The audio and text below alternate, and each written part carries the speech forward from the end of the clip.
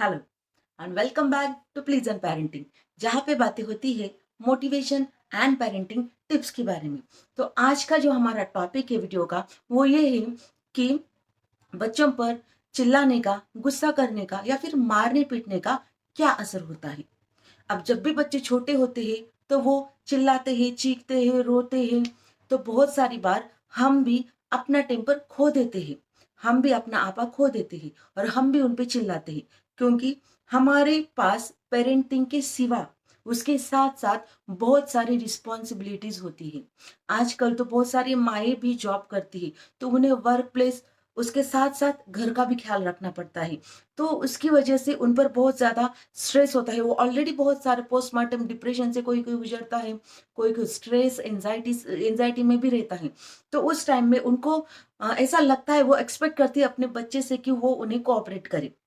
But अब आप ही सोचिए, इतना छोटा बच्चा, शायद से वो हो सकता है 2 साल का, 3 साल का, 4 साल का या फिर 10 साल का, लेकिन वो है तो हमसे छोटा ही ना।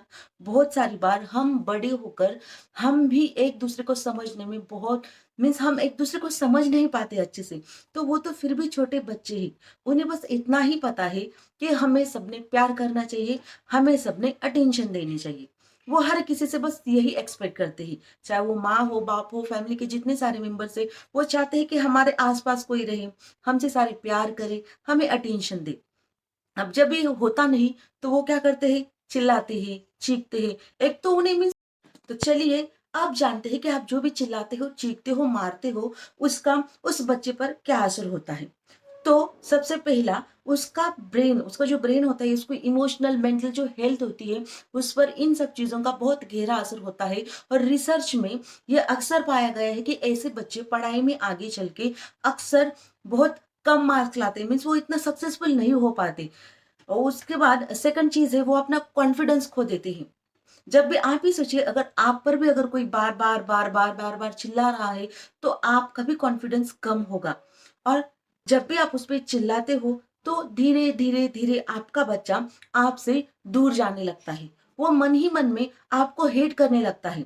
उसे लगता है कि ये लोग मुझे प्यार नहीं करते, जो भी उस पर चिल्लाता है वो पर्सन। महिलाओं का क्या होता है, लेडीज का, कि वो काम को ज्यादा वैल्यू देते हैं, घर को साफ सुथरा रखना, उसके बाद किचन सारे टाइम के टाइम पे हो जानी चाहिए। बट वो भूल जाते हैं कि जब उनका बच्चा जो अभी है, वो थोड़े दिन के लिए बच्चा रहने वाला है बस। जब वो बड़ा हो जाएगा तो उनको तो ये सारे काम वो करने ही वाली है।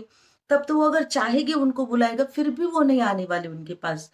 तो कुछ ऐसी चीजें मीन्स हमें समझना चाहिए कि जिंदगी में हमें प्रायोरिटी किन चीजों को देनी है। अगर आपके बच्चे छोटे हैं तो ज्यादा घर को साफ सुथरा रखने के पीछे मत जाइए। अपने बहुत सारी बार तो बच्चा रोता रहता है, माँ फिर भी उसकी तरह उसे अवॉइड करती रहती है, घर के लोग भी उसे एक जगह पे डाल देते हैं, बच्चा रोता रहता है। ऊपर से लोग उस पर चिल्लाते हैं कि तुझे क्या हुआ, तुझे क्या चाहिए। अब इतना छोटा बच्चा, वो कैसे आपको बता पाएगा कि उसको क्या चाहिए। तो ऐसे टाइम पे हमें हमारे काम को या फिर बाकी के फालतू चीजों को वैल्यू नहीं करना चाहिए। आपको सबसे पहले अपने बच्चे को प्रायोरिटी देनी चाहिए, चाहे वो घर के लोग हो, चाहे कोई भी, अगर माँ भी हो, वो अकेले रहती मीन्स अपने न्यूक्लियर फैमिली में रहते हो, बस पति पत्नी और बच्चा, तो उनको भी सबसे पहले अपने बच्चों को वैल्यू करना चाहिए, ना कि होता रहेगा। बच्चा जब बड़ा हो जाएगा तो वो ये सब चीज़ों की डिमांड नहीं करेगा आपके पास, तो आपके पास बहुत सारा टाइम रहेगा अपने घर को सँवारने का, खुद को सँवारने का।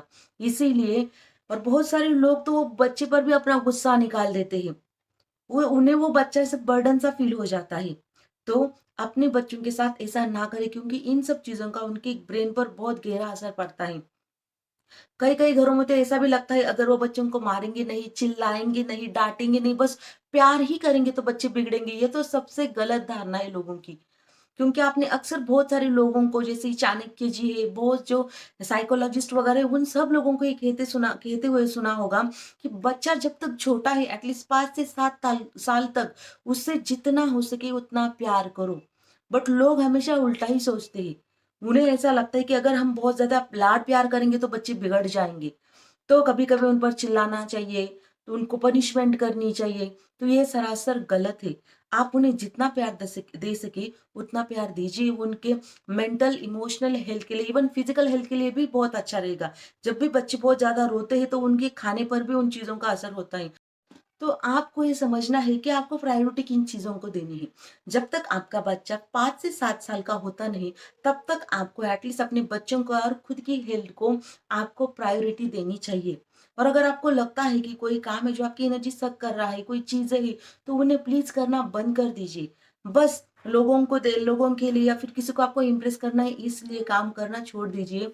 अपने खुद के मेंटल हेल्थ के बारे में और अपने बच्चे के मेंटल हेल्थ के बारे में, फिजिकल हेल्थ के बारे में सोचिए। जितना हो सके उतना उसे अंडरस्टैंड कीजिए, ना कि उससे आप एक्सपेक्ट करिए कि वो आपको अंडरस्टैंड करे। तो ये सब करना शुरू कर दीजिए और आपके मेंटल हेल्थ के लिए आप मेडिटेशन कर सकते हैं, ब्रीदिंग टेक्निक कर सकते हैं। जब भी आपको लगे कि आपका टेम्परेचर, आपका एंगर बहुत बढ़ रहा है, तो आपको ब्रीदिंग प्रैक्टिसेस कर लेनी चाहिए। कुछ रिएक्ट करने से पहले खुद को आपको स्टॉप करना चाहिए। अपने ब्रीथ पे आपका फोकस फोकस लाना चाहिए, ताकि आप अपने बच्चों को ना मार सके, ना पीट सके। उससे आपका और आपके बच्चे का, दोनों का मेंटल हेल्थ सुरक्षित रहेगा, इमोशनल हेल्थ अच्छा रहेगा और आपका बच्चा आपसे कभी इमोशनली दूर नहीं होगा। तो ये थी कुछ टिप, आपके बच्चे को आप कैसे विदाउट एंगर हैंडल कर सकते हैं और आपका आपके बच्चे के ऊपर जो भी आप चीखते चिल्लाते हैं उसका कैसे असर हो सकता है, उसके बारे में। तो कैसा लगा ये वीडियो आपको? इसे ज़रूर कमेंट्स में बताएँ। ऐसे ही और वीडियोज़ के लिए मेरे चैनल को सब्सक्राइब कर लीजिए, बेल आइकन को प्रेस कीजिए, ताकि जब भी मेरे नए वीडियोज़ आए, वो आप तक ज़रूर पहुँच सकें। तो आज के लिए बस इतना ही। मिलती हूँ आपसे अगले वीडियो में। तब तक के लिए धन्यवाद।